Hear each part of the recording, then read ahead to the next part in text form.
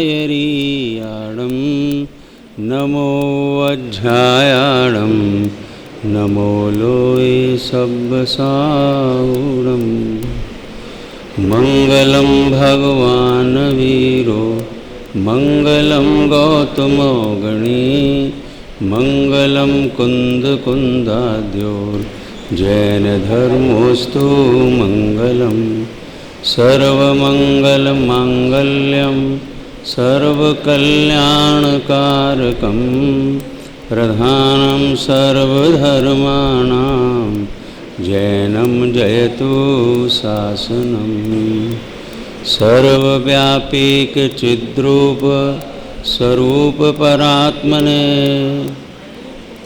सर्वव्यापीकचिद्रूप स्वरूपाय परात्मने सोपलब्धि प्रसिद्धाय ज्ञानंदात्मने नमः। विषय यह चल रहा है कि अमूर्तिक आत्मा को मूर्तिक पुद्गल कर्मों का बंध किस प्रकार होता है, ये विषय है। और इस विषय पर आचार्य महाराज अमरचंद्र देव ने जो टीका की है वह इतनी सटीक, स्पष्ट और सरल कि हम बूढ़ों की ही मात्र समझ में ना आवे लेकिन बच्चों की भी समझ में आ जावे। इसमें लिखा हुआ है ये आवाल गोपाल सबकी समझ में आ जाए ऐसे दृष्टांत से समझाता हूँ। गजब की बात है। करुणा देखो, संतों की करुणा देखो, गजब काम किया है। हमने यहाँ 174 नंबर की गाथा का टीका, उसका पहला पैराग्राफ उसका वांचन किया और फिर भावार्थ का जो लास्ट पैराग्राफ है उसको लिया, क्योंकि बीच का जो है उसे समझने के लिए वो भावार्थ का जो आया है स्पष्टीकरण उसको ले लिया ताकि सरल हो जाएगा। क्योंकि यहाँ थोड़ा सा क्लिष्ट हो सकता है, एकांत शब्द ऐसा आ सकता है, उपयोगारूढ़ वृषभाकार, उपयोगारूढ़ रागादि, ये जो शब्द आ जाएंगे तो आपको हो सकता है हमारे यहाँ पधारे हुए साधर्मी भाइयों में से किन्हीं को ऐसा लगेगा कि ये कौन सा पहला, ये हमने तो पहले कभी उपयोगारूढ़ ही नहीं सुना। हमने सुना है तो उपयोग सुना है, दर्शनोपयोग सुना है, ज्ञानोपयोग सुना है, ज्ञानोपयोग के भी भेद सुने हैं, दर्शनोपयोग के भी भेद सुने, ये तो सब सुने हैं, लेकिन उपयोगारूढ़ वाले क्या है ऐसा हो सकता है। इसलिए उस भावार्थ का वो पैराग्राफ से हमने पहले स्वाध्याय किया। अब देखिए यहाँ पर टीका 174 नंबर की गाथा, उस पर अमरचंद्र महाराज की टीका और उसका सेकंड पैराग्राफ, क्योंकि पहला पैराग्राफ का तो वांचन हो गया है, बराबर है। अब वो आचार्य देव कहते हैं ऐसा नहीं है कि ये कोई बहुत दुर्घट काम हो इसलिए इसको हमने कोई दृष्टांत बनाया है, ऐसा कुछ भी नहीं है। फिर भी हम दृष्टांत से इसको समझाते हैं। समझ में आया आपको? हाँ, निरंतर अनुभव में आता हुआ भगवान आत्मा अनुभव में नहीं आ रहा, ऐसी अद्भुत बात है। ऐसे यहाँ कह रहे हैं कि ये निरंतर जानने में आती हुई वस्तुएं, उनके द्रव्य गुण पर्याय, यहाँ सब आत्मा की एक समय की ज्ञान की पर्याय में आ रही हैं, फिर भी हमको दृष्टांत से समझाना पड़ रहा है। नहीं समझ में आया? आँखों से बराबर दिखाई दे रहा है, फिर भी गिनाना पड़ रहा है कि 4 उंगलियां हैं ऐसा आचार्य देव कहते हैं। भैया बहुत सरल है, इसलिए कहते हैं कि हम तेरे को दृष्टांत से समझाते हैं। देखिए क्या दृष्टांत से समझाया आचार्य महाराज ने। दृष्टांत द्वारा आबाल गोपाल सभी को ज्ञात हो जाए इसलिए दृष्टांत द्वारा समझाया है। मिल गया आपको? नहीं मिला? कोई बात नहीं। सुनो, देखो मैं पढ़ता हूँ फिर से। दृष्टांत द्वारा सभी को ज्ञात हो जाए। सभी को माने क्या? आवाल गोपाल, इसमें लिखा हुआ है, मूल में लिखा हुआ है आवाल और गोपाल, ये शब्द 17-18 नंबर की गाथा में आया। तो आवाल और गोपाल हैं, बालक से मांड के और वृद्ध तक सभी को ज्ञात हो जाए, जानने में आ जाए, समझ में आ जाए, इसलिए दृष्टांत द्वारा समझाया गया है। अब कोई ये कहे कि मेरी समझ में नहीं आया तो उसको समझ लेना चाहिए कि क्या वह आवाल गोपाल से भी बाहर है कहीं, हैं? लेकिन आचार्य महाराज ने तो गारंटी दी ना कि आवाल गोपाल सभी के समझ में आ जाएगी ये वाली बात। मैं वो दृष्टांत दे रहा हूँ तुमको। लेकिन और काम किया एक अद्भुत। हमारे क्या होता है, हमारा यूपी शयाना देश है ना, शयाना देश। तो जो बच्चे होते हैं ना उन्हें क्या देते हैं? आधी इमरती। और जो बड़ा होता है उसको क्या परोसते हैं? पूरी इमरती। नहीं समझ में आया आपके? ये वाली बात तो सभी आवाल गोपाल की समझ में आ गई होगी। छोटा बच्चा नहीं होता है, अब पत्तल में तो परोसना पड़ेगा उसको। तो पत्तल में क्या परोसते हैं उसको? छोटे बच्चे को, बालक को आधा लड्डू चूरमे का और बड़े को पूरा लड्डू चूरमे का। ठीक है? इसी तरीके से यहाँ टीका में आचार्य महाराज ने बालक के लिए भी एक उदाहरण लिया और वृद्ध के लिए भी, माने बड़े के लिए भी एक उदाहरण लिया। एक ही में दोनों को लड्डू बांटे, ऐसा काम किया है। देखो मैं पढ़ करके बताऊंगा। पहले तो आपको बताया ना कि सभी आवाल गोपाल सभी को समझ में आ जाए। समझ में आया आपको? समेत समझ में आया भैया? ऐसा मत कहना कि मेरी समझ में नहीं आ रहा है, नहीं तो टीका से बाहर। ठीक है, देखिएगा। अब उदाहरण शुरू हुआ, दृष्टांत शुरू होता है। बाल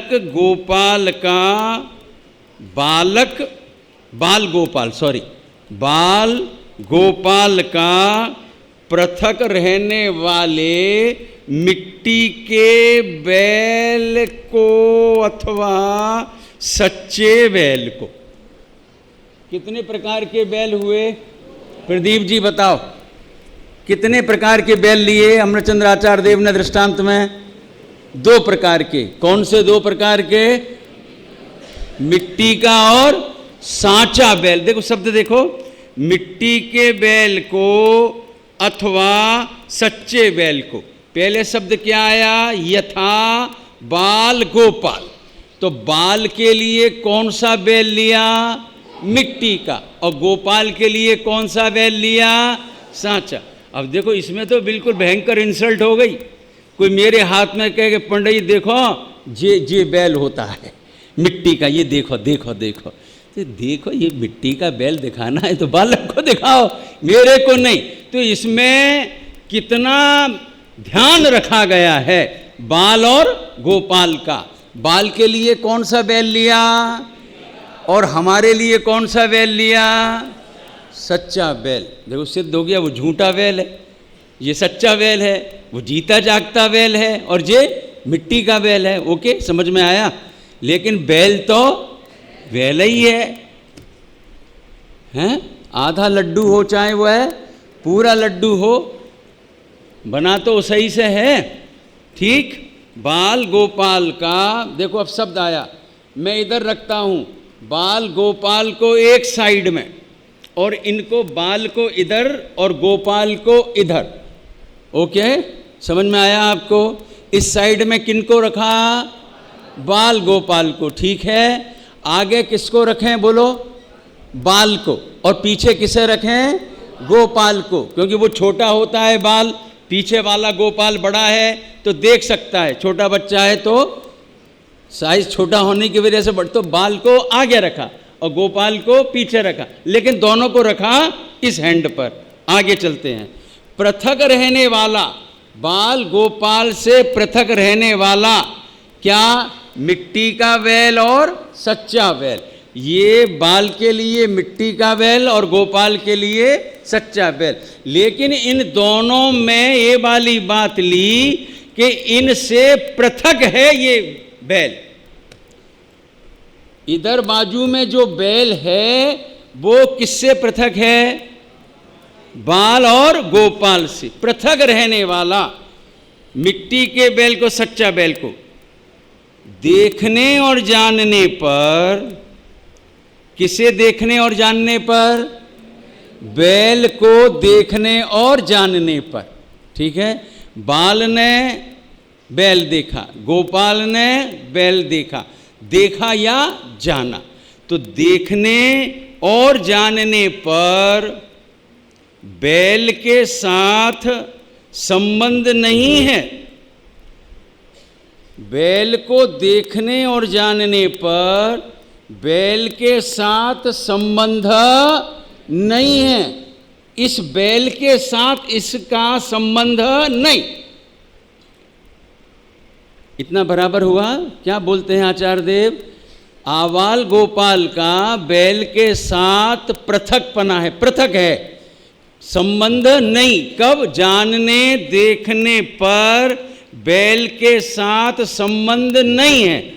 तथापि विषय रूप से रहने वाला बैल, कौन सा विषय रूप से रहने वाला बैल? इधर बाजू का विषय रूप से रहने वाला बैल जिनका निमित्त है ऐसे उपयोगारूढ़ वृषभाकार दर्शन ज्ञान के साथ संबंध अवश्य है। अब जो भाषा क्लिष्ट हो गई, शब्द क्लिष्ट आ गई। एक बाजू कहा संबंध नहीं है, दूसरी बाजू कह रहे हैं कि संबंध है। तो किसका किसके साथ संबंध नहीं? वो जाओ भावार्थ के अंदर जाओ। मनुष्य का स्त्री पुत्र धनादि ये कैसे हैं? सर्वथा पृथक हैं। इनसे इसका कोई भी संबंध नहीं, क्योंकि पृथक हैं। ओके, ऐसे ही यहां पर क्या कह रहे हैं कि बाल गोपाल का इस बाजू के बैल, क्योंकि ये बैल इस बाल गोपाल से कैसे हैं? पृथक हैं। ख्याल में आ गया आपके? पृथक हैं। तो जानने देखने पर क्या हुआ? बैल के साथ संबंध नहीं है। जानने देखने से कोई इसके साथ संबंध हो गया ऐसा नहीं। अगर होवे तो केवली भगवान का भी संबंध हो जाएगा। ये कोई संबंध नहीं, पृथक है, पृथकपना है, कोई संबंध नहीं। बराबर सर्वथा शब्द आया था ना? नहीं आया समझ में? इस अब एक ले लो, बाल गोपाल बार बार नहीं चलाने का है, ना सच्चा बैल ना झूठा बैल चलाने का है। सच्चा बैल ले लो और गोपाल ले लो हम, ठीक है? तो इधर बैल और इधर जीव आत्मा, ये दोनों कैसे हैं? पृथक हैं, पृथक हैं। यहां इस बैल को जाना देखा गया, जाना देखा गया। किसको? बैल को। क्या जाना देखा गया? पृथक, पृथक जाना देखा गया ना? ठीक। अब संबंध स्थापित कहते हैं। किस तरीके से संबंध है? तो पहला संबंध किस तरीके से लिया कि इस आत्मा का, इस आत्मा का, आत्मा है ना यहां, दर्शन ज्ञान स्वभावी, जानने देखने वाला, ठीक। तो विषय रूप से रहने वाला बैल, विषय रूप से रहने वाला बैल जिनका निमित्त है, ये बैल जिनका निमित्त है, माने ये साचा बैल किन का निमित्त है, इस पर हमें शोध करना है। ये बैल निमित्त है, किसका निमित्त है? कि उपयोगारूढ़ वृषभाकार, उपयोग में जो आरूढ़ है, उपयोग में जो वृषभ का आकार है, उस आकार का दर्शन ज्ञान के साथ तो संबंध है। इस आत्मा का किसके साथ संबंध है, बस इतना पकड़ना है। अभी एक एक करके पकड़ते हैं। बात दरअसल क्या है कि ये जो अमृतचंद्र आचार्य देव की जो टीका है ना प्रवचन सार के अंदर, ऐसा लगता है जैसे एक ही सांस में पूरा का पूरा पैराग्राफ लिख दिया, बीच में कहीं फुल स्टॉप आया ही नहीं, लास्ट में ही फुल स्टॉप लगा, कॉमा वोमा कहीं लगू गए होंगे। हम देखते हैं इस आत्मा का इस बैल के साथ संबंध नहीं है। पहला ये आया, इस आत्मा का इस बैल के साथ संबंध नहीं है। अभी उदाहरण से आपको ख्याल कराऊंगा और दे करके। लेकिन इस आत्मा का इसके ज्ञान दर्शन में जो उसका आकार माने जो जानना यहाँ आ रहा है, उस उपयोग में आरूढ़ वृषभ का आकार का दर्शन ज्ञान के साथ संबंध है। यहाँ संबंध है, यहाँ वहाँ के साथ संबंध नहीं है। एक सरल उदाहरण आपको ख्याल कराता हूं। जैसे दर्पण के सामने फेस, ठीक है, ये दर्पण और फेस कैसे हैं? पृथक। इस दर्पण का इस फेस के साथ कोई संबंध है? सर्वथा नहीं। ये लिया टीका, वो भावार्थ कारण है। सर्वथा संबंध नहीं है। किसका? इस फेस का और इस दर्पण के साथ। ओके, बात समझ में आ गया साहब? है समझ में आया? वो कहाँ गया? आज सुबह जिस बालक ने आज बहुत अच्छा बोला था पहली बार में, क्या नाम था उसका? वो कर्ता कर्म अधिकार की क्लास में बोला था ना? नहीं है? कोई बात है, चलो कोई बात नहीं, कोई बात नहीं, कोई बात। हाँ, इस दर्पण का इस फेस के साथ कोई संबंध नहीं है, ठीक। अब ये फेस और यहां पर क्या बनने आए? फेस का प्रतिबिंब। ये क्या है? बिंब। फिजिक्स में पढ़ाते हैं कि नहीं? इसे क्या कहते हैं? बिंब। और इसमें जो झलक रहा है उसको क्या कहते हैं? प्रतिबिंब। It is just an xerox. Xerox है, ये बिंब है और वो क्या है? प्रतिबिंब, ठीक। अब यहां पर देखना है किसका किसके साथ संबंध है और किसके साथ संबंध नहीं है।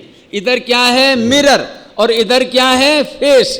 इस फेस का इस दर्पण के साथ कोई संबंध नहीं, लेकिन इस दर्पण में बनने वाले मुखड़ाकार, इस मुख का आकार जो इस दर्पण में झलक रहा है, उसका उस दर्पण के साथ संबंध है। आया नहीं आया समझ में? अभी और नहीं आया समझ में? आ गया समझ में? क्या करें, पूछें आपसे कि समझ में आ गया? अब बहुत से हमारे भाई जो हैं सुबह जैसे प्रक्षाल करने के बाद पूजा करते हैं, और पूजा करते हैं तो वो क्या करते हैं कि ऐसा चंदन लेकर के लगाते कि नहीं? वो दर्पण लगा होता है मंदिर जी के अंदर, जहाँ भी वो नहा धो करके प्राशुक वस्त्र ग्रहण करते हैं, और वहाँ से बाहर निकले और वहाँ एक चंदन प्याली में लगा रहता है और वहाँ मिरर लगा रहता है। तो क्या करते हैं? ऐसे लगाते हैं कि नहीं लगाते?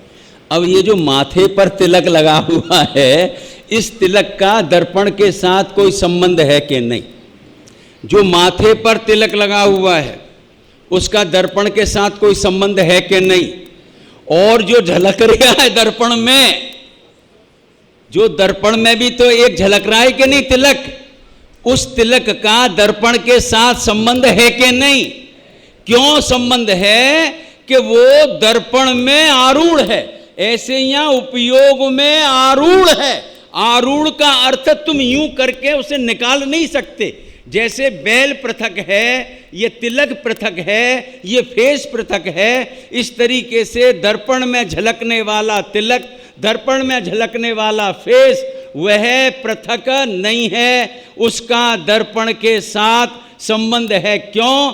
क्योंकि वह उपयोग का ही परिणमन है, वह दर्पण की स्वच्छता ही है, इसलिए उसका दर्पण के साथ संबंध है। फिर से पढ़ता हूं।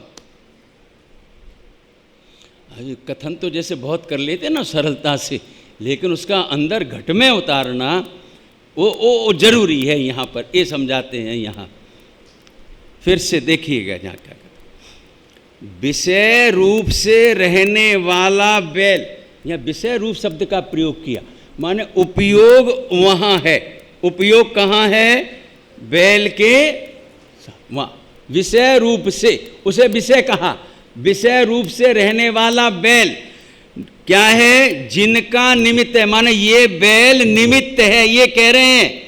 ऐसे ही ये फेस निमित्त है, वो तिलक निमित्त है। किनका निमित्त है ये बैल? जो यहाँ पर चल रही है टीका में बात, कि किनका निमित्त है बैल? के उपयोगारूढ़ वृषभाकार का, उपयोग में आरूढ़ जो वृषभ का आकार है उसका ये क्या है? निमित्त है। ओके, ऐसे ये फेस निमित्त है, जो दर्पण में फेस झलक रहा है, ये निमित्त है। और इसका इसके साथ संबंध नहीं, लेकिन उस फेस का उस दर्पण के साथ संबंध है जो दर्पण में झलक रहा है।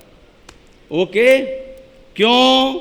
क्योंकि वो वृषभाकार दर्शन ज्ञान के साथ का संबंध, वृषभाकार दर्शन ज्ञान, वृषभाकार दर्शन ज्ञान शब्द को समझो। ज्ञान ऐसा नहीं लिया, दर्शन ज्ञान नहीं लिया, वृषभाकार दर्शन ज्ञान। ये देखो, दो प्रकार का वृषभ का आकार है। एक तो वृषभ का आकार यहां रहा वृषभ में, एक वृषभ का आकार कहां रहा? वृषभ में। और एक वृषभाकार दर्शन ज्ञान, ये दर्शन ज्ञान वृषभाकार है। वृषभाकार दर्शन ज्ञान ये उपयोग में आरूढ़ है। क्यों? क्योंकि उपयोग दर्शन ज्ञानमयी है। दर्शनोपयोग और ज्ञानोपयोग, उसका जो परिणमन है वो उस उपयोग के साथ में आरूढ़ है, वो उसका ही है। वह वृषभाकार इसका नहीं है। ये वृषभाकार किसका है? दर्शन और ज्ञान का। और उसमें निमित्त कौन है? ये निमित्त है। ये बीच बीच की कुछ ऐसी गाथाएं हैं, चाहे वो समय सार में हो, चाहे वो नियम सार में हो, चाहे वो पंचास्तिकाय में हो, चाहे वो प्रवचन सार में हो, चाहे द्रव्य संग्रह में हो, वो टच में कम आ पाती हैं। और टच में कम आ पाने से ऐसा क्या विषय है, लेकिन वो कितना गंभीर है और कितना स्पष्टीकरण यदि उसका हो जावे तो यहाँ जो दुविधाएं चलती हैं वो सब दूर होने की संभावनाएं रहती हैं। दो प्रकार का वृषभ आकार लिया। एक तो वृषभ आकार दर्शन ज्ञान रूप है, तो वो साहब वृषभ आकार, वृषभ का आकार तो उधर है ना, कि वो वृषभ का आकार वो वहां रहा, वो वृषभ आकार निमित्त तो है, लेकिन वो उसका आकार वृषभ का वृषभ के साथ तन में है। लेकिन यहाँ जो वृषभ का आकार है, यहाँ जो झलकन है, वो झलकन दर्शन ज्ञान रूप है। वो वृषभाकार दर्शन ज्ञान के साथ, उपयोगारूढ़ वृषभाकार दर्शन ज्ञान के साथ का संबंध बैल के साथ का संबंध रूप व्यवहार का साधक अवश्य है। अभी ये वाली बात में अलग बाद में पढ़ करके समझाना चाहता हूँ। पहले ये समझ में आना जरूरी है कि एक वृषभ है यहाँ बाहर और एक वृषभ है यहाँ अंदर। ये वृषभ काय का बना हुआ है?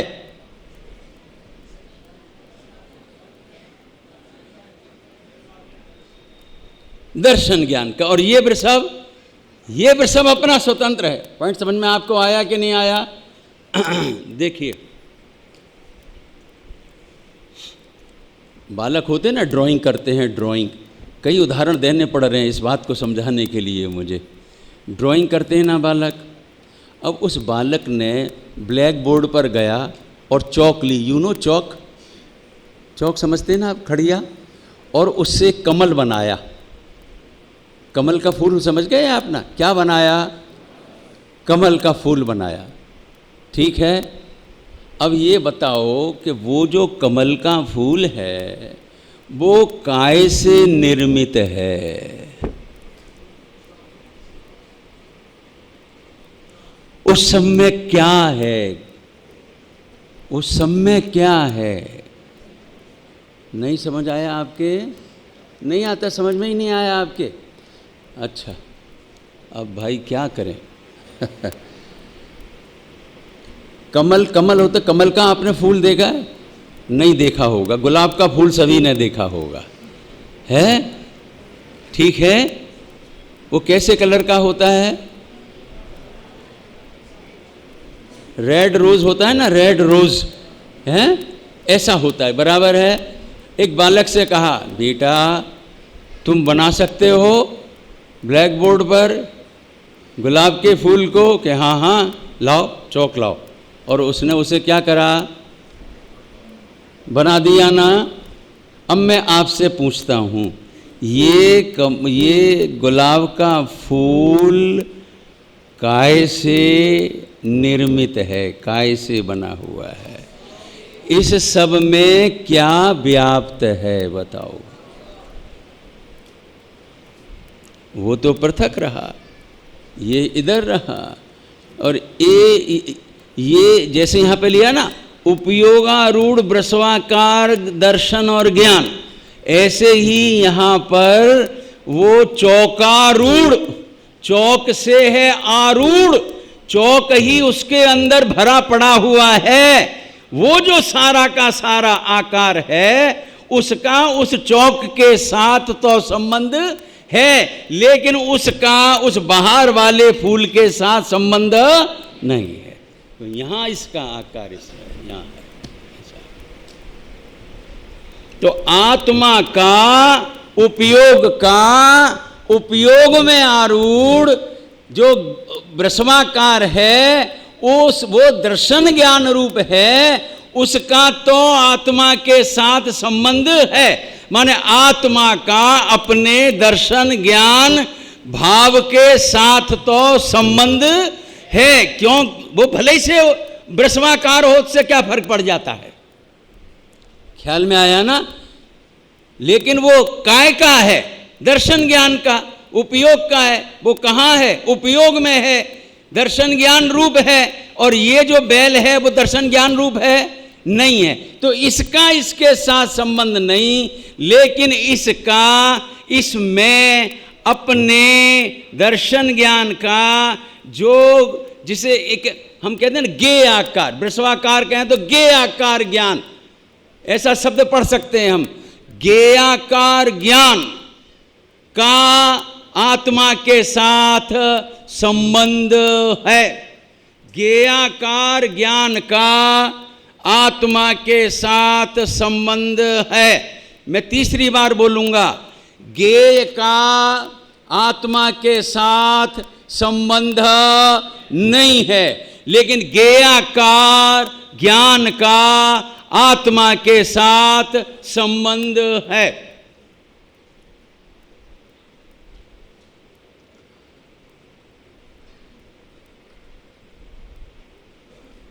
बोल सकते हैं आप? कौन नहीं बोल सकता? बाल बाल में से बताएं। गोपाल तो बाल में से, बाल का मतलब इतना ही है।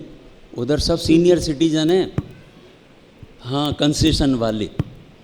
आपको नहीं है कोई छूट, आप यहाँ पर हो।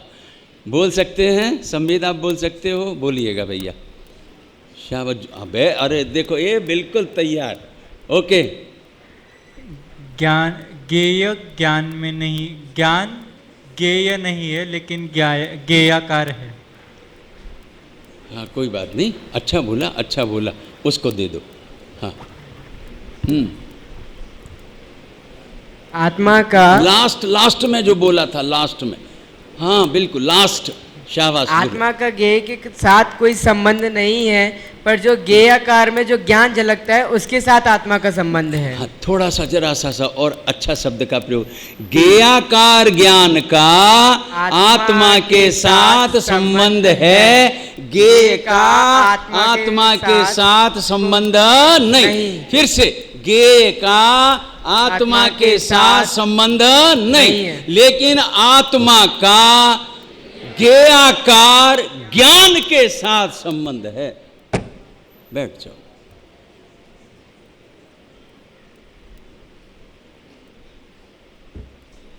ज्ञेयाकार ज्ञान का आत्मा के साथ संबंध है और है, अवश्य है, अवश्य है। बराबर, इतना पक्का हो गया। आगे चलें भैया। अब देखो, अब महत्वपूर्ण बात और आई। एक क्या, यद्यपि इस ज्ञेय का इस आत्मा के साथ संबंध नहीं है, इस आत्मा का ज्ञेयाकार ज्ञान के साथ संबंध है, तथापि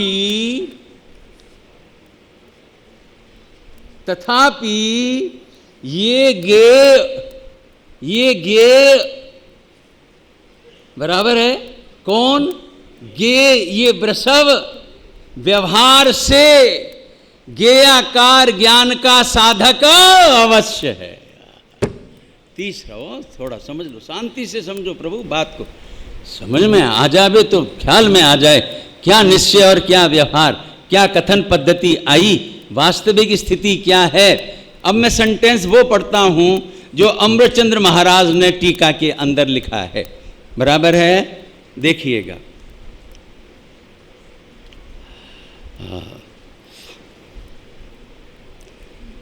बैल के साथ मिला आपको? बैल के साथ संबंध रूप व्यवहार का साधक अवश्य है, व्यवहार का साधक अवश्य है। कौन? विषय रूप से रहने वाला बैल, जिनका निमित्त है ऐसा बैल, ये व्यवहार का साधक अवश्य है। माने कि इस आत्मा का इस बैल के साथ व्यवहार संबंध अवश्य है। अवश्य शब्द का प्रयोग किया है यहां पर, अवश्य है, अवश्य है। इस बैल का, हाँ फिर से फाइनल करेंगे अभी यहाँ पर, सिंगापुर जाने से पहले फाइनल करते हैं प्रदीप जी। देखिए क्या कहते हैं यहाँ पर बात। इस एक बाजू क्या कहा, इस गे रूपी वृषभ का, बैल का इस आत्मा के साथ संबंध नहीं है। इस आत्मा का ज्ञेयाकार ज्ञान के साथ संबंध है। ओके, अब ये बात लेनी है ना कि इसका इसके साथ संबंध है कि नहीं। पहले तो आपने कहा था सर्वथा संबंध नहीं। अब यहां पर आचार्य देव ये सिद्ध कर रहे हैं कि इस आत्मा का इस बैल के साथ संबंध अवश्य है। वो व्यवहार साधक संबंध अवश्य है, व्यवहार साधक संबंध अवश्य है। यहाँ की सीधी भाषा में, सरल भाषा में कहें तो कि व्यवहार रूप से इस बैल का इस आत्मा के साथ व्यवहार पने से संबंध अवश्य है। कैसे संबंध हो गया महाराज? क्यों? क्योंकि जो ज्ञेयाकार ज्ञान बना है उसमें निमित्त कौन है? उसमें निमित्त ये बैल है। इसलिए वो निमित्त पर से व्यवहार पने उसे साधक कहने में आया है। तो साहब ये तो कंट्रावर्सी हो गई। कंट्रावर्सी समझते हैं? क्या कहते हैं? ये तो विरोधाभास है, विरोध हो गया इसके अंदर, तो कंट्रावर्सी हो गया। ये तो एक बाजू कहते हो संबंध नहीं है, पृथक है, एक बाजू कहते हो कि संबंध है। भले व्यवहार से कहते तो हो ना कि संबंध तो है ना, तो ये ऐसा क्यों? कि भाई उसके पीछे बहुत बड़ा कारण है, छोटा कारण नहीं है। ऐसा नहीं है कि केवल ही भगवान लोकालोक को जानते हैं और लोकालोक जगत में है ही नहीं। आया समझ में? आया कि नहीं आया? तो कोई लोकालोक से जानते हैं लोकालोक को, ये मेरा कहना नहीं है। जानते तो अपने केवल ज्ञान से ही हैं, लेकिन वो वहां जगत में कोई लोकालोक है ही नहीं, ऐसा नहीं है। इसलिए लोकालोक निमित्त है और केवल ज्ञान का निमित्त कौन है कि लोकालोक। ये तो प्रवचन सार की गाथा में आया। समझ में आया कि नहीं आया? अरे आपने भाई साहब वो देना बेटा, पेन देना, एक पेन दो। हाँ ये देखो ये लाएगा हमारा भैया, इसका पेन काम करता है इसका। जल्दी आओ जल्दी आओ, बताओ क्या नाम है आपका? हैं? संवेग। अरे वाह, अच्छा पिछली बार भी इसने 2 पेन दिए, एक पेन ये नहीं देता है कभी। हाँ 2 देता है, दोनों हाथ में लड्डू रहने चाहिए कि नहीं रहने चाहिए? बहुत अच्छा, बहुत जोरदार, बहुत जोरदार। अच्छा बताइएगा, इस पेन के कैप का कलर क्या है? पक्का? पक्का है। अच्छा ये बताइए, ये ब्लू कलर कहाँ है? अरे जल्दी करो भाई, इतना टाइम कहाँ है? यहाँ है ना ब्लू कलर, ओके। अच्छा आपने कैसे बताया कि ये ब्लू कलर का है? जाना बराबर, जाना ना। जाना किसने? इसने जाना कि ज्ञान ने जाना? यहाँ जाना कि वहाँ जाना? इससे जाना कि अपने से जाना? पहले तो 3 बात ये समझ लेनी चाहिए। जाना कि नहीं जाना? जाना ना, जाना पक्का जाना ना। तो वो जो जानना है उसमें किसका जानना हुआ? ये ना, किसका जानना हुआ, माने वहां कौन उपस्थित है, वहां कौन निमित्त है? तो कहा कि ये पेन का कैप उसमें निमित्त है। तो इस पेन के कैप का आपके जानने वाले ज्ञान के साथ, आत्मा के साथ कोई संबंध है कि नहीं? हाँ व्यवहार संबंध है। लेकिन वो व्यवहार संबंध कब बना? वो व्यवहार संबंध यूं ही स्थापित नहीं किया आचार्य महाराज ने। पहले ये सिद्ध किया उपयोगारूढ़ पेनाकार दर्शन ज्ञान का आत्मा के साथ संबंध होने से, और इस दर्शन ज्ञान का ये जो ब्लू का जानना पड़ा या पेन का आकार हुआ, उसमें निमित्त कौन है कि ये निमित्त है, इसकी उपस्थिति है, यहाँ मौजूदगी। मेरा ये कहना नहीं है कि गे से ज्ञान होता है, ये मेरा कहना नहीं, लेकिन ये है कि नहीं है, जगत में ये चीज है या नहीं है? तो है, तो बस उसका ये कहा कि निश्चय से। अब थोड़ा मैं बदल देता हूं अपने शब्दावली को प्रयोग करके समझाने की दृष्टि से, कि निश्चय से तो आत्मा का, आत्मा में बनने वाला जो गे का ज्ञानाकार है उसका उसके साथ संबंध है, और उस ज्ञेयाकार ज्ञान में निमित्त कौन है? ये तो इसका व्यवहार संबंध कहने में आया। ले जाओ दोनों पे, लो गिफ्ट में दिए हैं। कल आया था ना बाई बन ले जाओ।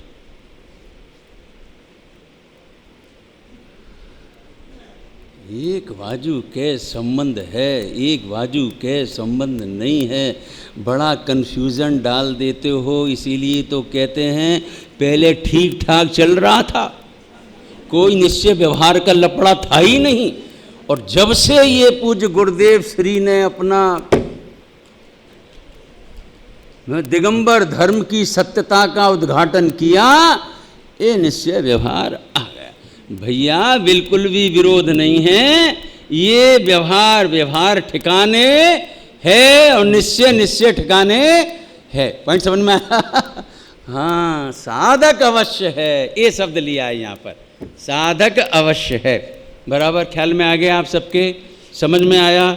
ज़्यादा नहीं चलाऊँगा क्योंकि वो इतना ही उसको समझना थोड़ा हो जाएगा। कोई समराइज कर सकते हैं हमारे विद्यार्थियों में से? आज सुबह इतना ज़ोरदार हमारा विद्यार्थी था, बहुत एकदम सटीक, वर्ड टू वर्ड, ऐसा लगता था मानो जैसे पहले से ही उसको खबर थी। इतना अच्छा और उसने बोला हाँ कम, आ जाओ आ जाओ। ये नहीं था सुबह की क्लास वाले, ये भैया नहीं था वो। आपको ये लगता होगा कि ये क्या करते हो आप, इस समय पर भी क्या कर रहे हो? भाई साहब आपको बता रहे हैं, कल के ये शास्त्री विद्वान हैं आज देख लो इनका नमूना। आ जाओ उधर उधर, अगर कर सकते हो तो करो, हमें क्या बाधा है। शाबाश। अभी ये बात चल रही थी कि जिस प्रकार बैल का उदाहरण आ रहा था। आप मेरी तरफ तो देखो ही मत, सब उधर, तुम पंडित जी और उधर वो सब जी। हाँ जी चलो। जिस प्रकार बैल का आत्मा के साथ कोई संबंध नहीं है, बैल और आत्मा भिन्न भिन्न है, पर जो बैल का प्रतिबिंब हमारी ज्ञान में झलक रहा है उसका हमारी ज्ञान दर्शन के साथ संबंध है। फिर इसका जो घटा रहे थे कि गे का आत्मा के साथ कोई संबंध नहीं है, पर जो गेयाकार ज्ञान है उसका संबंध आत्मा के साथ है। फिर आगे तथापि जो गे व्यवहार से गेयाकार ज्ञान का साधक है, तथापि गे व्यवहार से गेयाकार ज्ञान का साधक है। जो हम कह सकते हैं कि जो ज्ञान में झलकने में निमित्त था उसे हमने व्यवहार कह दिया।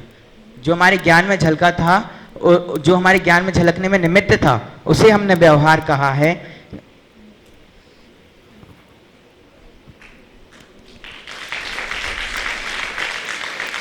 बहुत अच्छा बहुत अच्छा बहुत अच्छा बहुत अच्छा।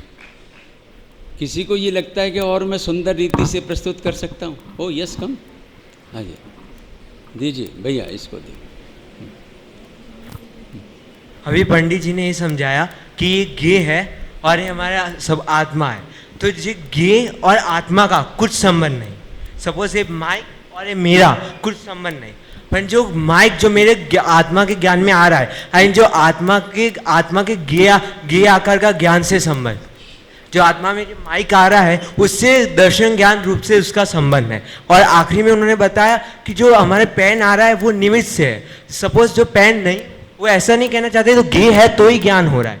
सपोज पेन को निमित्त से कह रहा है, सपोज माइक है तो ही ज्ञान में आ रहा है, ऐसा निमित्त से कहना चाहते हैं कि व्यवहार से वो साधक है। तो कह रहा है गे का आत्मा से भिन्न है, पर फिर भी जो हमारा आत्मा है उसका गे आकार ज्ञान से संबंध है, और जो गे है वो हमारे आत्मा में आत्मा के साथ उसका निमित्त है। बराबर, बहुत अच्छा बहुत अच्छा, प्रयास अच्छा है, प्रयास अच्छा है, बहुत अच्छा है, बहुत अच्छा है, बहुत अच्छा है। देखो वस्तु सामने हुई तो ही ज्ञान होता है, ये भी यहाँ पर नहीं कहना है। ज्ञान तो जो केवल ज्ञान है उसकी जानने की, अरे ज्ञान के स्वभाव में हद क्या, उसकी स्वभाव में मर्यादा क्या अपरिमित अमर्यादित बेहद ऐसे अनंत लोग होते तो भी केवल ज्ञान उसको जान लेता। अनंत को अनंत बने जानता है, ऐसा नहीं कि अनंत को जान लेता कोई अंत हो जाता है उसका, ऐसा नहीं है। यह बहुत सी मतलब कहीं किसी प्रकार की कोई शक सुबह की गुंजाइश आपको यहाँ ना रहे, बराबर है। जानता कौन है? ज्ञान। कहाँ जानता है? ज्ञान में। काहे से जानता है? ज्ञान से। गे से जानता है कि ना? गे में जाकर के जानता है कि ना? गे के अधीन होकर के जानता है कि ना? तो जानता किसकी ताकत से है? कि ज्ञान की। तो ज्ञान की ताकत ज्ञान की है, स्वतः है, सहज है, स्वाभाविक है, स्वाधीन है, अपनी है, जानता है। उसको किसी की सहाय की, पराधीनता की, सन्मुखता की कोई आवश्यकता नहीं है। पर यहाँ क्योंकि विषय ये चल रहा है कि अमूर्तिक आत्मा का मूर्तिक पुद्गल कर्मों के साथ संबंध कैसे है, कि जैसे गेयाकार ज्ञान का आत्मा के साथ संबंध है, और गेयाकार ज्ञान, वो जो गेयाकार ज्ञान है, उस गेयाकार ज्ञान में ये जो गे है वो क्या है? निमित्त है। इसलिए इसके साथ व्यवहार संबंध कहा। इसी प्रकार से यहाँ पर अभी सिद्धांत में डाल करके बात करेंगे, पेपर आउट नहीं कराते हैं, कल बात करेंगे। जय जिनेन्द्र।